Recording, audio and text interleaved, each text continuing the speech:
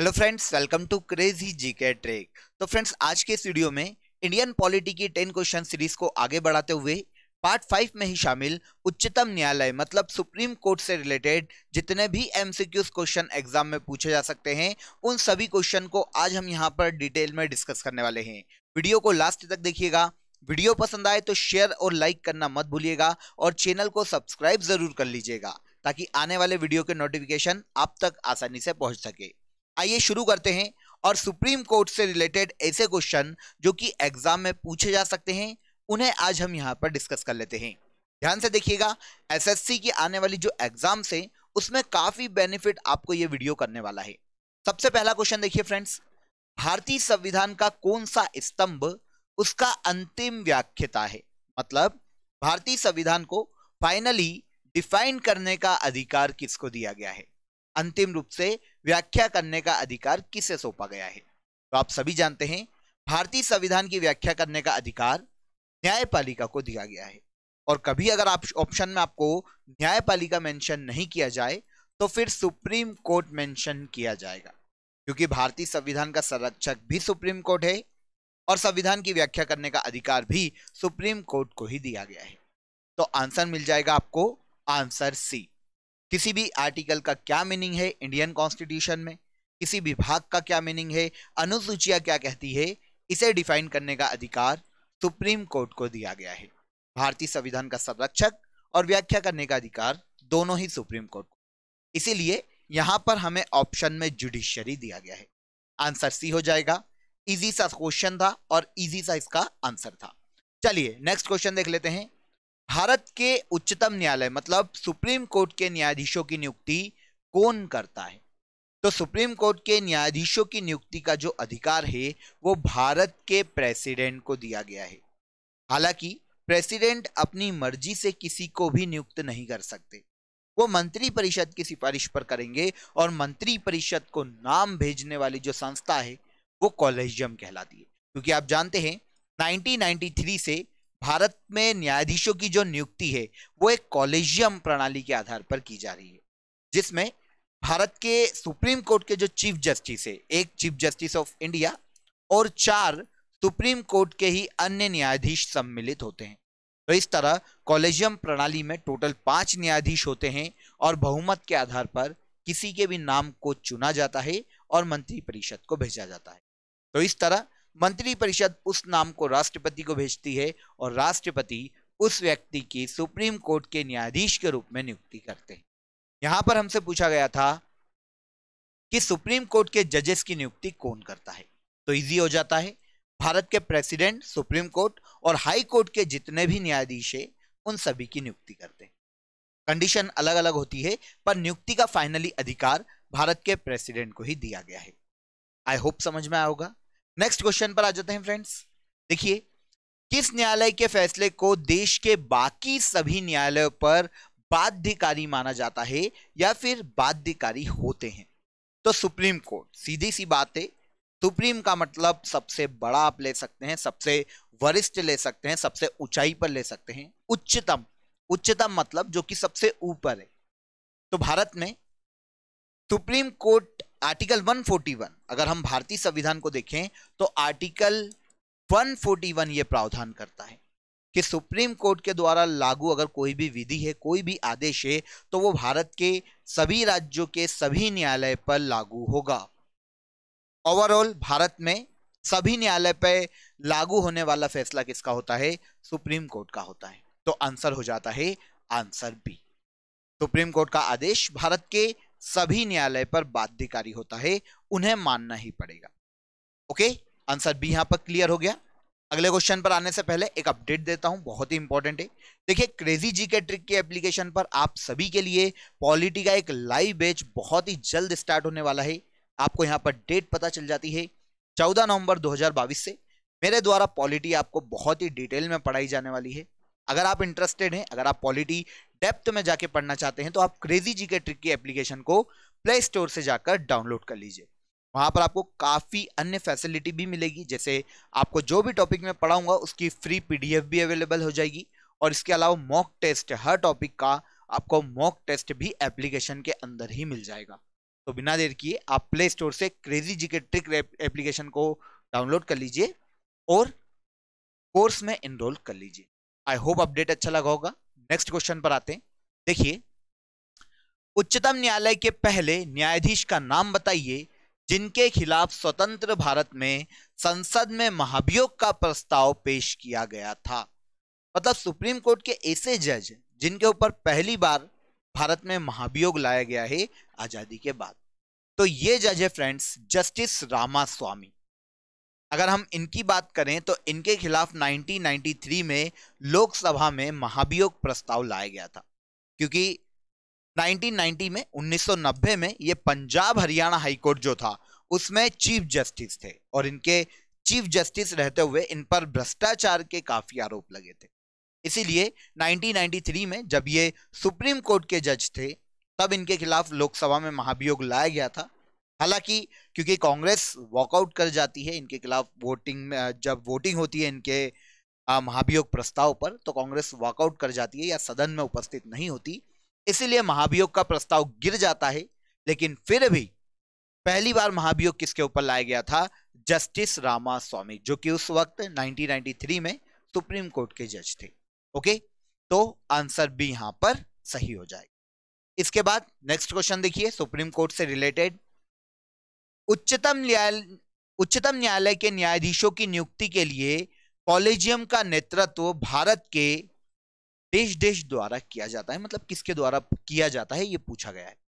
तो देखिए, supreme court के जजेस की अगर नियुक्ति करना है तो अभी हमने बात की थी एक कॉलेजियम प्रणाली होती है जो कि 1993 से चल रही है और ये सुप्रीम कोर्ट के जजेस का नाम भेजती है ना।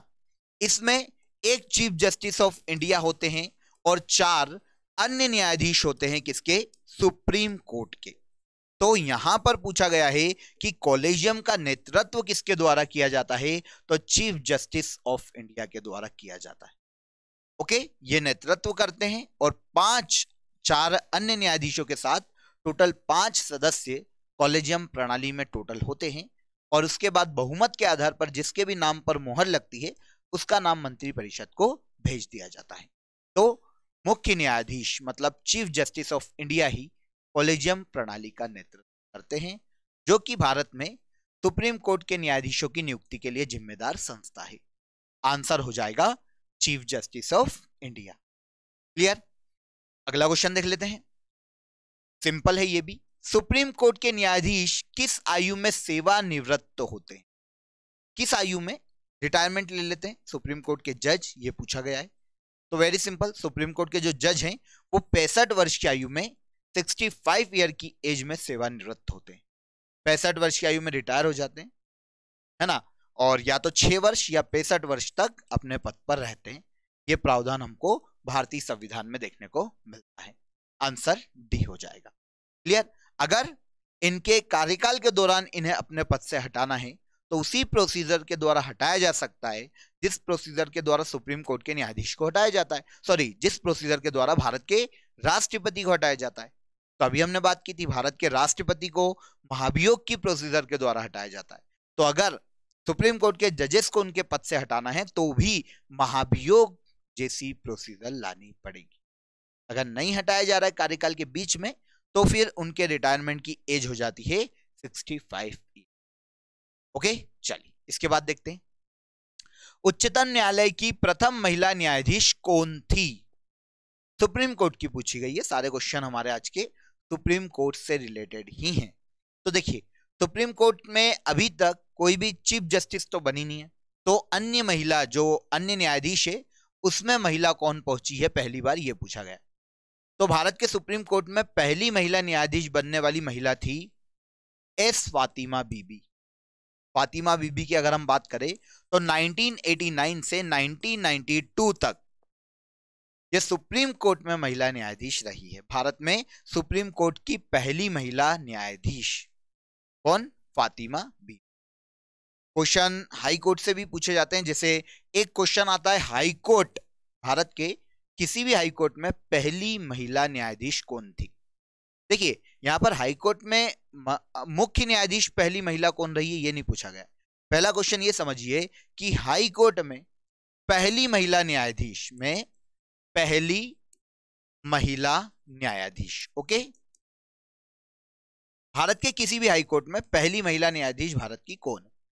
तो भारत के किसी भी हाईकोर्ट में पहली महिला न्यायाधीश भारत की अन्ना चांडी है। याद रखिएगा, काफी इंपॉर्टेंट क्वेश्चन है, जो कि 1959 में केरल हाई कोर्ट की न्यायाधीश बनी थी। ओके, एक क्वेश्चन और आता है जब वो पूछता है हाई कोर्ट में पहली महिला चीफ जस्टिस मतलब मुख्य न्यायाधीश कौन बनी है? भारत के किसी भी हाई कोर्ट में पहली महिला मुख्य न्यायाधीश कौन थी? तो भारत के किसी भी हाई कोर्ट में पहली महिला मुख्य न्यायाधीश लीला सेठ को बनाया गया था। लीला सेठ, जो कि 1991 में हिमाचल प्रदेश राज्य के हाई कोर्ट की चीफ जस्टिस बनी थी। यह भारत में किसी भी हाई कोर्ट की पहली बार बनने वाली मुख्य न्यायाधीश है, महिला मुख्य न्यायाधीश है। तो तीनों क्वेश्चन में डिफरेंस समझ में आ गया। सुप्रीम कोर्ट में कभी भी चीफ जस्टिस कोई महिला रही नहीं, तो सुप्रीम कोर्ट की प्रथम महिला जो अन्य न्यायाधीशों का पैनल है उसमें तो महिला पहुंची होगी, तो वो पहली कौन थी? फातिमा। कब से कब तक? 1989 से 1992। इसके बाद हाईकोर्ट में पहली महिला न्यायाधीश 1959 में केरल हाईकोर्ट में अन्ना चांडी थी। उसके बाद हाईकोर्ट में पहली महिला मुख्य न्यायाधीश भारत में कौन बनी? तो पहली बार भारत के किसी हाईकोर्ट में पहली महिला मुख्य न्यायाधीश लीला सेठ बनी थी 1991 में। किस राज्य के हाईकोर्ट की? हिमाचल प्रदेश राज्य की। क्लियर हो जाता है? तो यहां से इजीली आपके 5-6 क्वेश्चन क्लियर हो गए होंगे। कंफ्यूज मत होइएगा। अगर आपको अभी भी कंफ्यूजन है तो एक बार रिमाइंड करके जरूर सुन लीजिएगा, क्योंकि ऐसे क्वेश्चन एग्जाम में काफी बार पूछे जाते हैं। आइए आगे आ जाते हैं। भारत में उच्चतम न्यायालय के न्यायाधीश के रूप में नियुक्ति के लिए निम्नलिखित में से कौन सी अर्हता अनिवार्य नहीं है? पूछा गया है कि कौन सी योग्यता नहीं चाहिए या संविधान में नहीं लिखी गई है इसके लिए सुप्रीम कोर्ट का जज बनने की। आइए ऑप्शन देखते हैं। भारत का नागरिक होना चाहिए, यह योग्यता चाहिए किसी को भी जज बनाना है। तो आयु कम से कम 35 वर्ष होनी चाहिए, तो ये ऑप्शन यहां पर गलत है। जजेस की योग्यता में मिनिमम एज का कोई प्रावधान भारतीय संविधान में नहीं किया गया, तो 35 वर्ष की तो कोई बात ही नहीं हो सकती, तो आंसर मिल गया। न्यायाधीशों की योग्यता में यह कथन सत्य नहीं है। इसके बाद दो और कथन देख लेते हैं। एक या अधिक उच्च न्यायालयों में कम से कम 10 वर्ष तक अधिवक्ता मतलब वकील के रूप में कार्य कर चुका हो, तो यह योग्यता होनी चाहिए अगर किसी को भी सुप्रीम कोर्ट का न्यायाधीश बनना है तो। इसके अलावा एक प्रतिष्ठित विधिवेत्ता होना चाहिए राष्ट्रपति की नजर में, तो यह योग्यता भी चाहिए। तो कौन सी योग्यता नहीं चाहिए? मिनिमम एज की कोई बात नहीं की गई है सुप्रीम कोर्ट के न्यायाधीश की योग्यता में। क्लियर? तो आंसर बी हो जाएगा यहां पर सही। इसके बाद देखते हैं, सर्वोच्च न्यायालय के न्यायाधीशों के वेतन और भत्ते किस पर भारित होते हैं? तो सुप्रीम कोर्ट के जो वेतन और भत्ते होते हैं ना फ्रेंड्स, वो केंद्र सरकार की संचित निधि पर भारित होते हैं। याद रखिएगा, सेंट्रल के कंसोलिडेटेड फंड पर भारित होते हैं सुप्रीम कोर्ट के न्यायाधीश के वेतन और भत्ते। आंसर सी हो जाएगा। निर्धारण का अधिकार किसको है? तो वो भारत की संसद को दिया गया है। ठीक है, चलिए। निम्नलिखित में से भारत के वह मुख्य न्यायमूर्ति कौन है जिन्हें भारत के राष्ट्रपति के रूप में काम करने का अवसर प्राप्त हुआ है? मतलब कार्यवाहक राष्ट्रपति के रूप में काम करने वाले चीफ जस्टिस ऑफ इंडिया कौन थे इनमें से? तो ये थे friends M Hidayatullah. M Hidayatullah की अगर हम बात करते ना, तो मध्य प्रदेश राज्य के हाईकोर्ट के पहले मुख्य न्यायाधीश भी एम हिदायतुल्लाह थे। 1956 में मध्य प्रदेश राज्य का गठन किया गया था राज्य पुनर्गठन आयोग की सिफारिश पर, और इनका जो हाईकोर्ट था एमपी का, उसके पहले मुख्य न्यायाधीश एम हिदायतुल्लाह थे। कभी ये भारत के चीफ जस्टिस ऑफ इंडिया थे 1969 में। जब ये भारत के चीफ जस्टिस ऑफ इंडिया थे, तब पद पे रहते हुए भारत के राष्ट्रपति जाकिर हुसैन की मृत्यु हुई थी, और भारत के उपराष्ट्रपति वीवी गिरी ने भी अपने पद से इस्तीफा दे दिया। तो आपको पता है, जब राष्ट्रपति और उपराष्ट्रपति दोनों अपने पद पर न हो, तो भारत में राष्ट्रपति का पद चीफ जस्टिस ऑफ इंडिया संभालते हैं। ऐसी कंडीशन में एम हिदायतुल्लाह ने संभाला। ओके, भारत के 11वें चीफ जस्टिस ऑफ इंडिया थे। इसके अलावा ये भारत के छठे उपराष्ट्रपति भी रहे हैं, ये भी याद रखिएगा, भारत के छठे उपराष्ट्रपति 1982 में। ओके, उसके आसपास के टाइम पीरियड में 1982, तब भी इन्होंने भारत के राष्ट्रपति का कार्यवाहक पद संभाला, इसको भी याद रखिए। उपराष्ट्रपति थे, तब भारत के राष्ट्रपति की 1982 में जब मृत्यु हुई थी, तब इन्होंने भारत के राष्ट्रपति का दूसरी बार कार्यवाहक पद संभाला था। तो 2 बार इन्होंने भारत के राष्ट्रपति का कार्यवाहक पद संभाला है। कौन है ये? एम हिदायतुल्लाह। 1969 में पहली बार संभाला, कभी भारत के चीफ जस्टिस ऑफ इंडिया रहे। क्लियर? तो आंसर मिल गया हमें, आंसर सी। ओके, चलिए इसके बाद आ जाते हैं। भारत के मुख्य न्यायमूर्ति के बारे में निम्नलिखित में से कौन सा कथन सही नहीं है? भारत के मुख्य न्यायमूर्ति के बारे में कौन सा कथन सही नहीं है? पहले कथन देख लेते हैं। वह सभी न्यायालयों के मुख्य न्यायमूर्ति की नियुक्ति करते हैं। क्या भारत के मुख्य न्यायाधीश मतलब सुप्रीम कोर्ट के चीफ जस्टिस अन्य न्यायाधीशों की नियुक्ति का अधिकार रखते हैं क्या? बिल्कुल गलत है। सुप्रीम कोर्ट के सभी न्यायाधीश और हाई कोर्ट के जितने भी न्यायाधीश है, सबकी नियुक्ति का अधिकार भारत के राष्ट्रपति को है। तो चीफ जस्टिस ऑफ इंडिया कर सकते हैं क्या? नहीं कर सकते। तो बस यही सबसे पहला हमें आंसर मिल जाता है, क्योंकि क्या पूछा गया है? कौन सा कथन चीफ जस्टिस ऑफ इंडिया के बारे में सही नहीं है? तो ये कथन सही नहीं है। अदर्स ऑप्शन भी देख लेते हैं हम एक बार, ताकि कंफ्यूजन ना हो। देखो, भारत के मुख्य न्यायमूर्ति राष्ट्रपति को पद की शपथ दिलाते हैं, बिल्कुल सही है। राष्ट्रपति अपने पद की शपथ चीफ जस्टिस ऑफ इंडिया के सामने लेते हैं, सही है। जब राष्ट्रपति और उपराष्ट्रपति दोनों पद एक साथ रिक्त हो जाए, तब भारत के मुख्य न्यायमूर्ति राष्ट्रपति के कार्यों का निर्वहन करते हैं, यह भी बिल्कुल सही है। भारत के मुख्य न्यायमूर्ति 65 वर्ष की आयु तक अपने पद पर रह सकते हैं, तो यह भी बिल्कुल सही है। तो चीफ जस्टिस ऑफ इंडिया के बारे में कौन सा कथन सही नहीं है? आंसर ए हो जाएगा। क्लियर? ठीक है। इसके बाद देखिए, निम्नलिखित में से कौन आर्टिकल 143 के तहत उच्चतम न्यायालय के परामर्श मांग सकता है? उच्चतम न्यायालय से परामर्श मांग सकता है। तो आर्टिकल 143 के तहत भारत के प्रेसिडेंट जो हैं, वो संवैधानिक मुद्दों पर सुप्रीम कोर्ट से परामर्श मांग सकते हैं। भारत के राष्ट्रपति संवैधानिक मुद्दों पर सुप्रीम कोर्ट से परामर्श मांग सकते हैं, लेकिन सुप्रीम कोर्ट परामर्श देने के लिए बाध्य नहीं है। देना चाहे तो दे दे, नहीं देना चाहे तो मना कर दे। लेकिन अगर सुप्रीम कोर्ट परामर्श दे देता है, तो राष्ट्रपति भी सुप्रीम कोर्ट के परामर्श को मानने के लिए बाध्य नहीं। सुप्रीम कोर्ट परामर्श देने के लिए बाध्य नहीं है, अगर दे देता है तो राष्ट्रपति उसे मानने के लिए बाध्य नहीं। ओके, चलिए इसके बाद देखते हैं।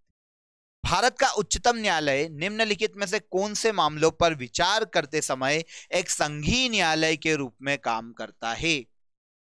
तो ऐसे मामले जो कि देखिए 2 राज्यों के मध्य विवाद का मामला है, या फिर राज्य और केंद्र के मध्य में विवाद का मामला है, यह सुप्रीम कोर्ट का प्रारंभिक क्षेत्राधिकार, इस पर भारत के किसी और कोर्ट में सुनवाई नहीं हो सकती। ऐसे मामलों में सुनवाई केवल सुप्रीम कोर्ट में ही हो सकती है, और ऐसी कंडीशन में सुप्रीम कोर्ट भारत के संघीय न्यायालय के रूप में कार्य करता है। तो अंतरराज्यीय विवाद, इंटर स्टेट जो डिस्प्यूट्स होते हैं, जो विवाद होते हैं, या केंद्र और राज्य के मध्य में जो विवाद होते हैं, उसमें प्रारंभिक क्षेत्राधिकार किसका है? Supreme court. और ऐसी कंडीशन में यह संघीय न्यायालय के रूप में कार्य करता है। आई होप समझ में आया होगा। आंसर बी हो जाता है। अंतरराज्यीय विवाद, 2 राज्यों के मध्य अगर विवाद की स्थिति बनती है, पानी को लेकर, सीमा को लेकर, या कोई और मुद्दा हो और विवाद कोई सा हो, तो संघीय न्यायालय के रूप में सुप्रीम कोर्ट कार्य करता है। चलिए इसके बाद, कलकत्ता में सुप्रीम कोर्ट की स्थापना किस रेगुलेटिंग एक्ट के द्वारा की गई थी? तो कलकत्ता में सुप्रीम कोर्ट की स्थापना सबसे पहली बार रेगुलेटिंग एक्ट 1773 के तहत की गई थी, और कलकत्ता सुप्रीम कोर्ट के पहले चीफ जस्टिस बनाए जाते हैं एलिजा इम्पे। एलिजा इम्पे, याद रखिएगा। ओके, तो 1773 के रेगुलेटिंग एक्ट के द्वारा पहली बार कलकत्ता में सुप्रीम कोर्ट की स्थापना की गई। हालांकि 1861 के बाद इसको डिस्ट्रॉय करके राज्यों में हाई कोर्ट की स्थापना की गई थी 1862 में। ठीक है ना? चलिए इसके बाद आते हैं। उच्च न्यायालय के न्यायाधीश को पद से कौन हटा सकता है? तो उच्च न्यायालय के न्यायाधीश की बात की गई। तो उच्च न्यायालय के न्यायाधीश को, किसी भी हाईकोर्ट के जज को उसी रीति के द्वारा उसके पद से हटाया जाता है जिस रीति या पद्धति के द्वारा सुप्रीम कोर्ट के जजेस को उनके पद से हटाया जाता है, मतलब महाभियोग जैसी प्रोसीजर। तो वो कैसे होगी? संसद में पारित बहुमत प्रस्ताव पर राष्ट्रपति के द्वारा साइन करने पर, है ना। संसद के दोनों सदनों में जब 2/3 मेजोरिटी से बिल पास हो जाए, उसके बाद राष्ट्रपति के द्वारा उस पर साइन कर दी जाए, तो राष्ट्रपति किसी भी हाईकोर्ट के न्यायाधीश को उनके पद से हटा सकता है। आंसर ए हो जाएगा, है ना। यह महाभियोग जैसी प्रोसीजर है। अकेला राष्ट्रपति नहीं हटा सकता, राज्यपाल के परामर्श से मुख्यमंत्री हटा सकता है क्या? नहीं हटा सकता। भारत के मुख्य न्यायाधीश के परामर्श से राष्ट्रपति हटा सकता है क्या? नहीं हटा सकता। संसद के दोनों सदनों में स्पेशल मेजोरिटी से ऐसा बिल पास करना पड़ेगा, महाभियोग जैसी। Okay, answer A. I hope सभी क्वेश्चन क्लियर हो गए होंगे। इजी क्वेश्चन थे। देखिए, सुप्रीम कोर्ट से बहुत ही आप समझ सकते हैं कि इंटरेस्टेड क्वेश्चन एग्जाम में पूछते और हल्के से डेप्थ में जाके भी पूछे जाते हैं। इसीलिए आपको पूरा सिनेरियो पता होना चाहिए, थ्योरी के बेस पर आपको एक एक फैक्ट क्लियर होना चाहिए, तब आपके सुप्रीम कोर्ट के सभी क्वेश्चन, साथ ही आर्टिकल भी आपको एक एक पता होना चाहिए। तब ऐसे क्वेश्चन आप इजीली लगा लोगे और एग्जाम में आपको कोई प्रॉब्लम नहीं होगी और कभी यहां से आपका कोई क्वेश्चन गलत नहीं आएगा। आई होप वीडियो अच्छा लगा होगा। वीडियो अच्छा लगा हो तो वीडियो को लाइक और शेयर करना मत भूलिएगा, चैनल को सब्सक्राइब कर लीजिएगा। फिर मुलाकात होगी नेक्स्ट वीडियो में, तब तक आप हमारे साथ बने रहिए। आगे के जो इंपॉर्टेंट वीडियो आपके लिए आने वाले हैं उसका वेट कीजिए, काफी इंटरेस्टिंग वीडियो आपके लिए आएंगे। तब तक के लिए जय हिंद, जय भारत।